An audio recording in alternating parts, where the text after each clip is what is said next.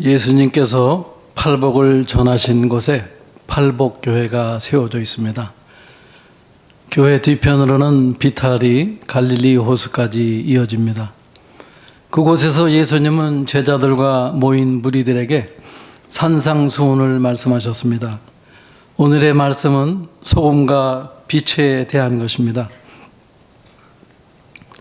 그 예수님의 하신 말씀 중에 많은 부분은 구약의 말씀을 인용한 것이었습니다. 13절입니다. 너희는 세상의 소금이니 소금이 만일 그 맛을 잃으면 무엇으로 짜게 하리요? 후에는 아무 쓸데없어 다만 밖에 버려져 사람들에게 밝힐 뿐이니라. 예수님께서 말씀하신 소금은 그 구약에서 어떤 의미로 쓰였을까요? 구약에서는 소금은 변하지 않는 것을 상징합니다. 하나님은 이스라엘과 언약을 맺으실 때 이를 갖다가 영원한 소금 언약이라고 부르셨습니다. 영원한 소금 언약은 성경에서 매우 독특하고도 강력한 의미를 지닌 표현입니다. 구약에서 소금은 단순히 그 맛을 내는 재료를 넘어서 변하지 않는 것과 보존과 그 정결 등을 상징하고 있습니다. 예수님께서 제자들에게 너희는 세상의 소금이니라고 말씀하실 때 바로 이런 의미로 말씀을 하신 것이었습니다. 당시에 예수님의 그 청중들, 특히 유대인들은 이 소금 얘기를 들었을 때 그들은 구약을 아주 잘 알고 있었기 때문에 우리보다도 훨씬 깊은 의미를 떠올릴 수 있었을 것입니다. 구약 민수기 18장에 19절입니다. 하나님께서 제사장들에게 영원한 소금 언약 말씀이 있었습니다. 이스라엘 자손이 여호와께 거제로 드리는 모든 성물은 내가 영구한 몫의 음식으로 너와 내 자녀에게 주노니 이는 여호와 앞에 너와 내 자손에게 영원한 소금 언약이라. 왜 소금 언약이라고 하셨을까요? 그 소금은 맛을 내는 용도 이외에도 음식의 부패를 막고 오래 보존을 합니다. 소금은 단순한 그 음식의 재료가 아니라 그 변하지 않는 약속을 상징합니다. 성경에서 소금은 변하지 않는 맛과 부패를 막는 그런 특징 때문에 감정이 아닌 시간을 견디는 하나님의 그 절대적인 약속을 상징하고 있습니다. 레위기 2장 13절에 보면 모든 곡식 제사에 그 소제물에 소금을 치라고 명령을 하셨습니다. 내 모든 소제물에 소금을 치라. 내 하나님의 언약의 소금을 내 소재에 빼지 못할지니 내 모든 예물에 소금을 드릴지니라. 소금을 치시라고 한 이유는 하나님께 나아가는 제물은 세상의 부패로부터 구별되어 거룩해야 하기 때문입니다.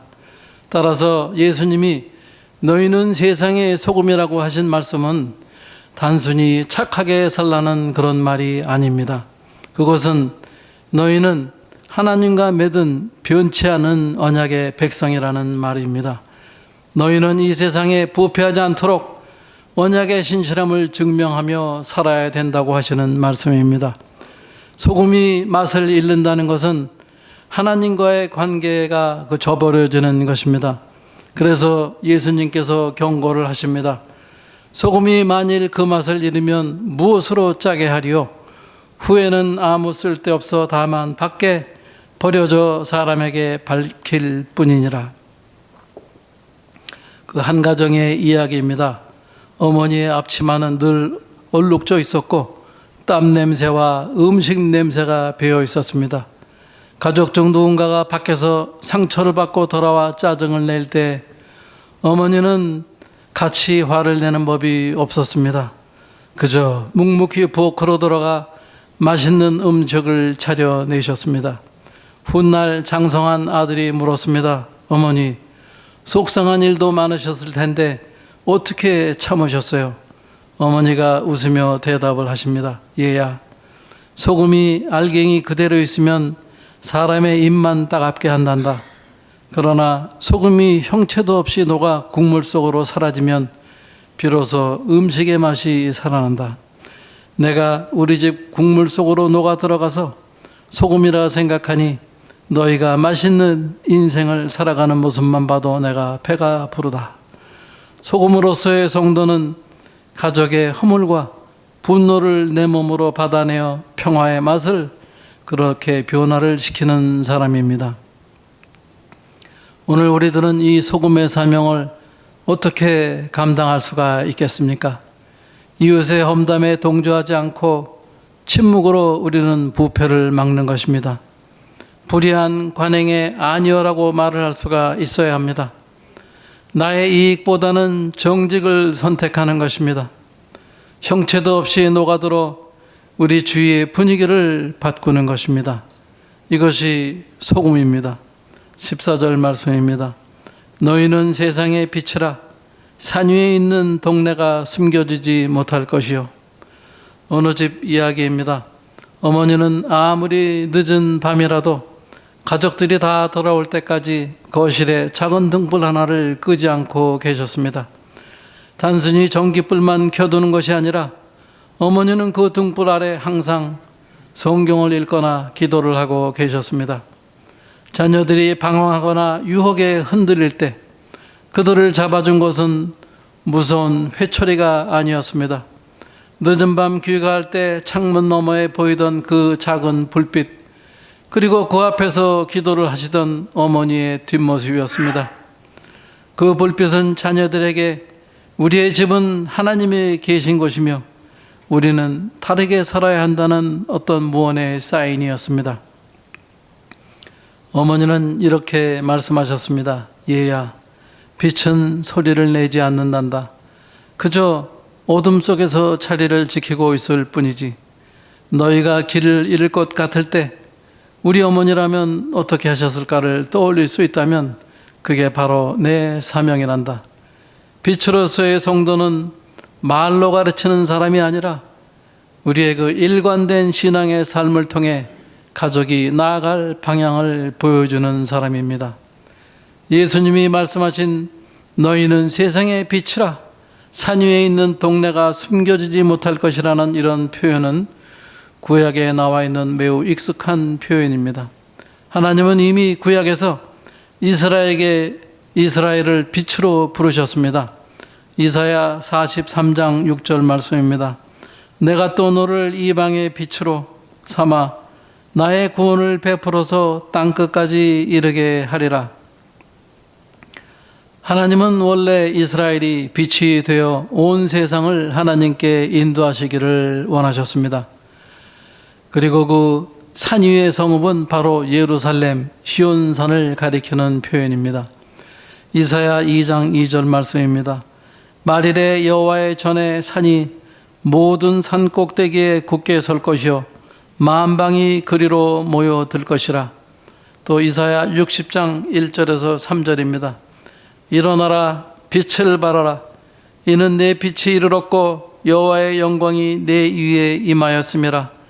나라들은 내 빛으로, 왕들은 비치는 내 광명으로 나아오리라. 그러나 이스라엘은 빛의 사명을 온전히 감당하지 못했습니다. 예수님은 이제 제자들에게 말씀을 하십니다. 너희가 바로 그 빛이다. 이스라엘이 감당하지 못했던 그 세상을 밝히는 사명을 이제 나를 따르는 너희가 이어받아 완성하라는 말씀입니다. 예수님은 제자들에게 스스로 빛을 만들어내라고 하시지 않으셨습니다. 달이 태양의 빛을 반사하듯 우리는 하나님의 영광을 받아 반사하는 존재입니다.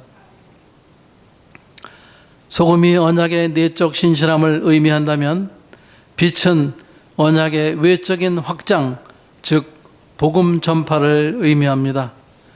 우리들의 일터, 또 학교, 가정에서 오늘 우리들이 비출 수 있는 빛은 무엇입니까?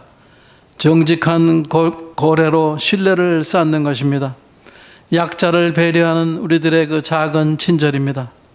또 우리들이 SNS에 하나님을 인정하는 한 줄의 고백을 올리는 것입니다. 또 불평 대신 감사를 선택하는 태도, 이러한 것들이 우리들이 실천할 수 있는 작은 빛입니다. 요즘 많은 그리스도인들은 신약만 읽고 구약은 거의 펼쳐보지 않습니다. 구약은 너무 어렵고 우리들은 은혜의 시대에 사는데 굳이 율법을 이 시대에 지킬 필요가 있느냐고 생각을 합니다. 그런데 예수님의 말씀은 다릅니다. 17절입니다. 내가 율법이나 선지자를 폐하러 온 줄로 생각하지 말라. 폐하러 온 것이 아니요 온전하게 하려 함이라. 18절입니다. 진실로 너희에게 이르노니 천지가 없어지기 전에는 율법의 1.1획도 결코 없어지지 아니하고 다 이루리라. 구약은 복잡한 그 제사법들과 엄격한 율법과 규례 등으로 인해 현대인들에게는 그 지키기 어렵고 무거운 것으로 우리들이 느껴집니다. 반면에 예수님의 사랑하라는 메시지는 훨씬 따뜻하고 직관적으로 느껴집니다. 사람들은 구약은 심판의 하나님이라고 생각하고 신약의 하나님은 사랑의 하나님이라고 생각하는 경향이 있습니다. 구약에서 하나님은 완전한 거룩 그 자체로 묘사가 됩니다. 빛이 너무 강하면 어둠이 견디지 못하듯 죄가 있는 인간이 하나님의 거룩함에 직접 노출이 될 때 발생하는 일종의 그 영적 충돌로 해석을 하기도 합니다. 그 구약에서 그 다윗이 왕위에 오른 후에 바알레오다에서 하나님의 궤를 다윗성으로 모셔오려고 그 소들이 끄는 새수레에 싣고 오다가 그 나곤의 타작마당에 이르러서 소들이 뜁니다. 이때 우사가 손을 들어 하나님의 궤를 붙들었더니 여호와 하나님이 우사가 잘못함으로 말미암아 진노하사 그를 그곳에서 치셔서 우사가 하나님의 궤 곁에서 죽었습니다. 하나님의 궤는 그 제사장들이 메고 와야 하는데 소의 수레로 모셨습니다. 그것이 첫 번째 잘못이고요. 하나님의 궤가 흔들리자 우사가 손으로 궤를 붙잡아 흔들리지 않게 하다가 즉사를 했습니다. 여호와의 궤는 제사장 이외에는 손을 댈 수가 없습니다. 성경은 하나님과 이스라엘 백성 사이에 계약 관계를 바탕으로 하고 있습니다. 내 말을 잘 들으면 복을 주고 어기면 저주를 받는다는 그런 계약 조건이 사전에 명확하게 제시가 되었습니다. 죽음은 그 계약 위반에 따른 결과로 기록되어 있습니다. 우리들이 신학적으로 볼 때 구약의 이러한 엄격한 죽음들은 인간 스스로는 하나님의 기준을 맞출 수 없다는 그런 절망을 보여줍니다.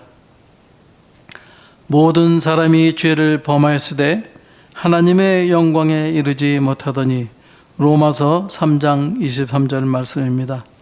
결국 구약에서 이런 죽음의 역사가 있었기 때문에 신약에서 그 모든 심판을 대신 받았다는 예수 그리스도의 희생이 우리들에게 더욱 극적으로 다가옵니다. 한 젊은이가 등산을 하는데 지도의 절반만 가지고 갔습니다. 어차피 산 정상만 알면 되잖아. 그런데 길을 잃었을 때 그는 자신이 어디서 왔는지 왜 이 길을 가야 하는지를 알 수가 없었습니다. 구약은 지도이고 신약은 목적지입니다. 목적지에 도착했다고 해서 지도가 필요 없는 게 아닙니다. 지도를 통해 우리가 온 길을 확인하고 목적지의 가치를 더 깊이 이해할 수 있기 때문입니다. 또 완성한다는 것은 무엇입니까? 폐기하는 것과는 다를까요? 애벌레가 나비가 되고 나면 더 이상 기어다니지 않습니다. 그렇다고 우리들이 애벌레의 삶을 부정합니까? 아닙니다. 그것은 성장하여 완성한 것이기 때문입니다. 구약의 제사 제도를 생각해 보십시오. 이스라엘 백성들은 죄를 지을 때마다 양을 잡아 피를 뿌렸습니다. 그런데 예수님이 십자가에서 단번에 영원한 속죄를 이루셨습니다. 이제 우리는 양을 더 이상 잡지 않습니다. 그렇다고 제사 제도가 쓸모없는 것입니까? 아닙니다. 그 안에 담긴 죄의 대가와 대속이라는 원리는 예수님을 통해 완성되어 여전히 유효합니다. 종교개혁자 칼뱅은 율법이 현대 그리스도인들에게도 여전히 세 가지 중요한 역할을 한다고 가르쳤습니다. 첫 번째는 거울입니다. 율법은 우리에게 우리 자신이 죄인임을 보여주는 거울입니다. 살인하지 말라는 계명 앞에 우리는 형제를 미워한 우리의 마음을 보게 됩니다. 그래서 우리들은 은혜를 구하게 됩니다. 두 번째는 억제입니다. 율법은 악행을 억제하고 사회 질서를 유지하게 합니다. 도둑질하지 말라는 계명이 없었다면 이 사회는 혼란에 빠질 것입니다. 세 번째는 규범입니다. 율법은 성도가 살아갈 도리를 제시합니다. 부모를 공경하라는 계명은 오늘도 우리에게 하나님이 기뻐하시는 삶의 방향을 안내하고 있습니다. 예수님은 율법을 무시하는 것이 아니라 오히려 더 엄격하게 해석을 하셨습니다. 구약에서 살인하지 말라는 그런 말씀을 하셨지만은 예수님은 형제를 미워하지 말라고 하셨습니다. 구약은 간음하지 말라고 하였지만 예수님은 음욕을 품고 보기만 해도 이미 간음한 것이라고 하셨습니다. 또 구약은 눈에는 눈, 이에는 이라고 하셨지만은 예수님은 원수를 사랑하라고 하셨습니다. 예수님은 율법의 문자를 넘어 정신으로까지 확장을 하셨습니다. 구약이 겉으로 드러난 행위만을 다루었다면 예수님은 그 뿌리인 마음을 다루셨습니다. 19절입니다. 그러므로 누구든지 이 계명 중에 지극히 작은 것 하나라도 버리고 또 그같이 사람을 가르치는 자는 천국에서 지극히 작다 일컬음을 받을 것이요 누구든지 이를 행하여 가르치는 자는 천국에서 크다 일컬음을 받으리라. 신약 시대를 사는 우리들입니다. 그러나 복음의 뿌리인 구약을 우리가 잘 이해해야 합니다. 율법과 규례의 정신을 깨닫고 그 완성을 향하여 나아가는 신앙이 되어야 합니다. 구약을 무시하고 신학의 복음을 쫓는 것은 반쪽짜리 신앙입니다. 구약의 엄격한 율법을 공부할 때 우리들은 비로소 신약의 은혜가 얼마나 값진 것인가를 깨달을 수가 있습니다.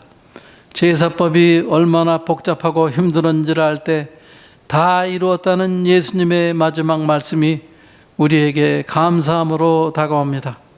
사랑하는 성도 여러분, 이번 한 주간 우리 각자의 자리에서 소금과 빛이 한번 되어 봅시다.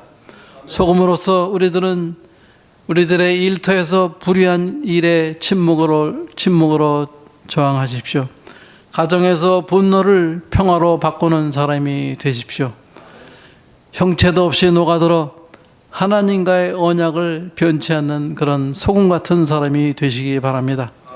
또 빛으로서 우리들의 그 일관된 신앙의 모습이 누군가에게 이정표가 되게 하여 주시기 바랍니다. 말이 아닌 삶으로 복음을 증거하십시오. 하나님의 영광을 반사하는 아주 깨끗한 거울이 되시기 바랍니다. 온전한 신앙으로 이번 주에 우리들은 구약을 한 장이라도 읽어보시기 바랍니다. 그 안에서 예수님을 발견하십시오. 율법의 무게를 느끼고 덩달아서 우리들은 은혜의 가치를 깨달을 수가 있습니다. 20절입니다. 내가 너희에게 이르노니 너희 의가 서기관과 바리새인보다 더 낫지 못하면 결코 천국에 들어가지 못하리라. 예수님의 이 말씀을 들은 사람들, 오늘 우리들에게도 포함이 됩니다. 아마 천국은 아무도 못 들어갈 거라는 그런 선언처럼 들리는 것 같습니다. 왜냐하면 서기관과 바리새인들은 정말 율법을 지키는 데 있어서는 목숨을 거는 사람들이었습니다. 예수님은 당대 종교적 모범생이었던 바리새인보다 더 나은 의를 요구하셨기 때문입니다. 그러나 바리새인들은 겉으로 보이는 행위에만 집중했습니다. 예수님은 마음의 동기와 진실함이라는 본질을 보십니다. 예수님이 이 말씀을 하신 이유는 우리를 절망시키기 위해서가 아닙니다. 우리가 스스로 스스로의 힘으로 결코 의로워질 수 없다는 사실을 깨닫게 하기 위해서입니다. 율법의 완성자이신 예수님은 우리가 도달할 수 없는 그 더 나은 의를 예수님이 직접 십자가에서 완성을 하셨습니다. 예수님은 우리의 노력이 아니라 믿음으로 그분이 주시는 의를 덧입는 것이 천국에 들어가는 유일한 길임을 가르쳐 주셨습니다. 결국 천국은 내가 얼마나 잘했나 하는 것으로 갈 수 있는 것이 아닙니다. 나는 할 수 없으니 주님이 필요합니다는 고백, 이 가난한 심령이 가난한 자들이 들어가는 것입니다. 우리들이 전번 주에 팔복에 배웠죠. 일복하고 팔복. 심령이 가난한 자는 복이 있나니 천국이 그들의 것이며, 또 의를 위하여 박해를 받는 자는 복이 있나니 천국이 그들의 것임이라. 우리 모두 하나님의 자녀로 심령이 가난하게 되고 의를 위하여 살아드리기를 주님의 이름으로 축원드리겠습니다. 기도하겠습니다. 하나님 아버지, 감사드립니다. 우리가 성경 말씀을 깊이 이해하기를 원합니다.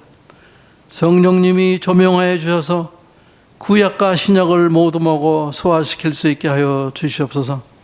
신약만 먹는 편식을 하는 신앙이 되지 않기를 원합니다. 하나님의 온전한 뜻을 깨달아 주님이 원하시는 소금과 빛의 역할을 감당하는 우리 모두가 되게 하여 주시기를 바라며, 이 모든 말씀 우리 주 예수 그리스도인을 받들어 간절히 기도드립니다. 아멘.